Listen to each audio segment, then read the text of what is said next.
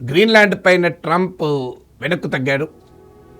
అంతకుముందు నేను మిలిటరీ దాడి చేసైనా గ్రీన్లాండ్ కలుపుకుంటానన్నాడు. ఇప్పుడు మిలిటరీ ఆప్షన్ లేదని ప్రకటించాడు. గ్రీన్లాండ్ డిఫెండ్ చేయడానికి ముందుకొచ్చిన 7 యూరోపియన్ కంట్రీస్ పైన 10% టారిఫ్ విధించాడు. జూన్ నుంచి 25% విధిస్తాను గ్రీన్లాండ్ అప్పచెప్పకపోతే అన్నాడు. అది కూడా విత్డ్రా చేసుకున్నట్టుగా ప్రకటించాడు. ఎందుకంటే ఒక ఫ్రేమ్వర్క్ అగ్రిమెంటు గ్రీన్లాండ్ పైన కుదురుతోంది అని అంటున్నారు. పరస్పర విరుద్ధమైన మ్యూచువల్లీ కాంట్రడిక్టింగ్ క్లెయిమ్స్ వస్తున్నాయి. అమెరికా వైపు నుంచి వస్తున్న వార్తలు ఏంటంటే గ్రీన్లాండ్లో కొన్ని టెరిటరీస్ను కొన్ని ప్రాంతాలు, గ్రీన్లాండ్ మొత్తం అమెరికాకు పోదు కానీ కొన్ని ప్రాంతాలలో అమెరికన్ సావనిటీ కిందికి వస్తాయని, అంటే ఒక దేశంలో కొన్ని భాగాలు అమెరికా కిందికి వస్తాయి కొన్ని ఏరియాలని. ఈ రకమైన స్పెషల్ అగ్రిమెంట్ ఒకటి అమెరికా చేసుకోబోతోంది డెన్మార్క్తో అని అంటున్నారు. అయితే డెన్మార్క్ మాత్రం దాన్ని ఖండించింది. ఎట్టి పరిస్థితుల్లో దేశ సావనిటీ పైన కాంప్రమైజ్ లేదు అని ప్రకటించారు. సో దీనికి తోడు మిలిటరీ బేసెస్ మరింతగా పెంచుకోవటానికి అమెరికన్ కంపెనీస్కు మైనింగ్ కాంట్రాక్ట్స్ ఇలాంటివి కూడా ఈ అగ్రిమెంట్లో ఉన్నాయని అంటున్నారు. సో స్టిల్ ఈ అగ్రిమెంట్ ఫైనల్ అయ్యేదాకా మనకు కరెక్ట్గా తెలియదు అసలు ఇన్సైడ్ ఏం జరుగుతుందని. కానీ అమెరికాకు గ్రీన్లాండ్ పైన ఉన్న ప్రేమకు చాలా పెద్ద చరిత్ర ఉంది. ఈ చరిత్ర మామూలు చరిత్ర కాదు, ఒక 200-200 ఇయర్స్ పైన చరిత్ర. మీకు గ్రీన్లాండ్ 305 ఇయర్స్ 305 ఏళ్ళుగా డెన్మార్క్లో భాగం. అందులో మీకు 245 ఇయర్స్ నుంచి అమెరికా కన్నుబడింది గ్రీన్లాండ్ పైన. ఇలా Trump is not the first president. మొదటిసారిగా 1860స్లోనే అమెరికా గ్రీన్లాండ్ను కొనటానికి ముందుకొచ్చింది. అప్పుడు 1867లో అమెరికా రష్యా నుంచి అలాస్కా కొన్నది. అలాస్కా కొన్నాక మీకు గ్రీన్లాండ్ పైన అప్పటి అమెరికన్ సెక్రటరీ ఆఫ్ స్టేట్ అంటే ఫారిన్ మినిస్టర్ విలియం సివార్డ్ ఒక కమిషన్ నియమించాడు. ఆ కమిషన్ చెప్పింది ఏంటంటే గ్రీన్లాండ్లో చాలా విలువైన ఖనిజ నిక్షేపాలు ఉన్నాయి, ఫిషరీస్ ఉన్నాయని చెప్పారు. సేమ్ అలాస్కాలో ఎలాగైతే చాలా రిసోర్సెస్ ఉన్నాయో Greenland is also resource rich area అని ఆ రోజుల్లోనే యుఎస్ కమిషన్ చెప్పితే గ్రీన్లాండ్ కొనటానికి లేట్ 1860స్లోనే అమెరికా ప్రతిపాదించింది. అప్పుడే డెన్మార్క్ అంగీకరించింది. ఆ తర్వాత 1940లో నాజీస్ జర్మనీ డెన్మార్క్ను ఆక్రమించుకుంది. జర్మనీ డెన్మార్క్ను ఆక్రమించుకున్న తర్వాత గ్రీన్లాండ్ డెన్మార్క్లో భాగంగా ఉంది కనుక గ్రీన్లాండ్పై కూడా ఎక్కడ జర్మనీ అధికారం వస్తుందేమన్న అనుమానంతో అమెరికా గ్రీన్లాండ్ పైన తన అధికారాన్ని నిలిపింది. అంటే అమెరికన్ సెక్యూరిటీ కిందికి గ్రీన్లాండ్ వచ్చింది.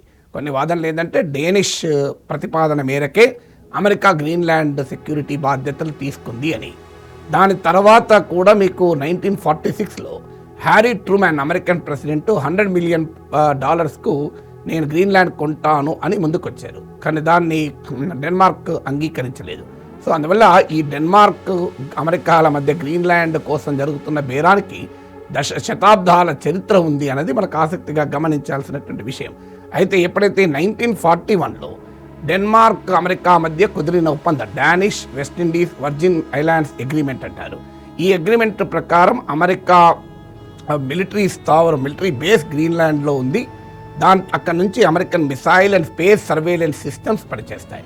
ఇప్పుడు కొత్తగా ట్రంప్ నా గోల్డెన్ డోమ్ కొరకు ఇది కావాలి గ్రీన్లాండ్ అంటున్నాడు, కానీ ఇప్పటికే అమెరికన్ మిలిటరీ బేస్ ఉంది. ఈ 1941లోనే మొదటి అగ్రిమెంట్ ఉంది గ్రీన్లాండ్. తర్వాత కూడా డెన్మార్క్ అమెరికాకు మధ్య ఒప్పందాలు ఉన్నాయి. దాని ప్రకారం గ్రీన్లాండ్లో అమెరికన్ సెక్యూరిటీ పెంచడానికి ఎలాంటి అభ్యంతరము లేదు. ఈవెన్ డెన్మార్కే అమెరికా నాయకత్వ నాటోలో భాగస్వామి. 1951లో అమెరికాకు డెన్మార్క్కు కుదిరిన మిలిటరీ అగ్రిమెంట్ ప్రకారం అమెరికన్ మిలిటరీ ఇన్స్టలేషన్స్ గ్రీన్లాండ్లో కొనసాగటానికి కూడా అవకాశం ఏర్పడింది. అందులో భాగంగానే నేను ఇంతకుముందు చెప్పినట్లు American missile and space surveillance systems గ్రీన్లాండ్లో ఇప్పటికీ ఉన్నాయి. 2019లో ట్రంప్ మొదటిసారి అధికారంలోకి వచ్చాక మళ్ళీ గ్రీన్లాండ్ కొంటానంటూ ముందుకొచ్చాడు. దానికి డెన్మార్క్ మళ్ళీ తీవ్రంగా వ్యతిరేకించింది. 2020లో ఏకంగా గ్రీన్లాండ్లో అమెరికన్ కాన్సులేట్ ఏర్పాటైంది. $12 బిలియన్ మేరకు ఆ గ్రీన్లాండ్కు ఫైనాన్షియల్ ఎయిడ్ కూడా అమెరికా ప్రకటించింది. సో ఇలా గ్రీన్లాండ్ మళ్ళీ తర్వాత సెకండ్ టైం పవర్లోకి వచ్చిన వెంటనే తన vice president JD Vance Greenland పంపించాడు. ఆ రకంగా గ్రీన్లాండ్ను తన కైవశం చేసుకుంటానంటూ మాట్లాడాడు. ఇప్పుడు అమెరికా చెప్తున్నది చైనా బూచి చూపెట్టి చైనా రష్యాలు గ్రీన్లాండ్ను కైవశం చేసుకుంటాయి, ఒకవేళ అమెరికా కిందికి రాకపోతే దీన్ని కాపాడలేమని. ఇటీవల డిగో గార్షియాతో కూడిన చాగోస్ ఐలాండ్స్ను యూకే తిరిగి మారిషస్కి ఇవ్వడాన్ని ఉదాహరణగా కూడా చెప్తున్నాడు. వాస్తవంగా చైనా ప్రయత్నాలను గ్రీన్లాండ్లోకి డెన్మార్కే రానివ్వలేదు. ఇప్పుడు ఉదాహరణకు గ్రీన్లాండ్లో ఒక mining company contract Chinese company ప్రయత్నిస్తే డెన్మార్క్ అమెరికా అడ్డుపడింది. ఇప్పుడు ఆ మైనింగ్ కాంట్రాక్ట్ అమెరికా తీసుకుంది. అందువల్ల చైనా ఒక ఎయిర్ క్రాఫ్ట్ ప్రాజెక్టు గ్రీన్లాండ్లో చేపట్టాలని ప్రయత్నిస్తే డెన్మార్క్ అడ్డుపడింది. అది కూడా కంప్లీట్ కాలేదు. తిరిగి ఆ ప్రాజెక్ట్ను డెన్మార్కే ఫైనాన్స్ చేసింది. అందువల్ల చైనా ఎంటర్ కావాలని చూస్తున్నదనే కారణం చెప్పి అమెరికా గ్రీన్లాండ్ను తీసేసుకోవాలని చూడడంలో అర్థం లేదు. వాస్తవంగా చైనా ఎంట్రీ ప్రయత్నాలు డెన్మార్క్ అమెరికా కలిసే ఇప్పటిదాకా అడ్డుకుంటూ వచ్చాయి. అయితే గ్రీన్లాండ్లో ప్రజల్లో అత్యధిక మంది మేము డెన్మార్క్లోనే ఉంటాం తప్ప అమెరికాలో కలవమని దాదాపు గ్రీన్లాండ్ ప్రజలు చెప్తున్నారు. అయితే గ్రీన్లాండ్లో ఒక సెక్షన్ మాత్రం మేము డెన్మార్క్ నుంచి కూడా ఇండిపెండెంట్గా ఉండాలి అని కోరుకుంటున్నారు. దాన్ని అమెరికా ఉపయోగించుకోవాలని చూస్తోంది. అంటే అల్టిమేట్గా గ్రీన్లాండ్ను సొంతం చేసుకోవాలనేది అమెరికా ఇప్పటికల కాదు. అయితే ఇప్పుడు మరింత తీవ్రంగా ఎందుకు ప్రయత్నం చేస్తుంది ఇటీవల పరిణామాల వల్ల. ముఖ్యంగా ఆర్కిటిక్ మంచు సముద్రంలో గ్రీన్లాండ్ ఉంది కనుక, ఐసీ ఓషన్లో ఉంది కనుక ఇటీవల క్లైమేట్ చేంజ్ వల్ల ఐస్ మెల్ట్ అవుతూ ఆ ప్రాంతంలో షిప్పింగ్ రూట్స్ కొత్తగా ఎమర్జ్ అవుతున్నాయి. అందువల్ల ఇది మీకు రేపు కొత్త ట్రేడ్ రూట్స్ రావడానికి అవకాశం ఉంది. అలాగే గ్రీన్లాండ్లో ఇప్పటి ఆధునిక ఇండస్ట్రీకి అవసరమైన రేర్ ఎర్త్స్ కూడా ఉన్నాయి కనుక అమెరికాకు ఆసక్తి ఉంది. ఇప్పటివరకు రేర్ ఎర్త్ సప్లైస్ ప్రపంచంలో 80% చైనా చేతుల్లో ఉంది. దాంతోపాటు ఈ కొత్త ఎయిర్ రూట్స్ ఏర్పడితే రష్యా పైకి సర్వేలెన్స్ కూడా గ్రీన్లాండ్ ఇంపార్టెంట్ అవుతుంది. అందువల్ల మారిన పరిస్థితుల్లో మరింతగా గ్రీన్లాండ్ పైన అమెరికా కన్నేసింది.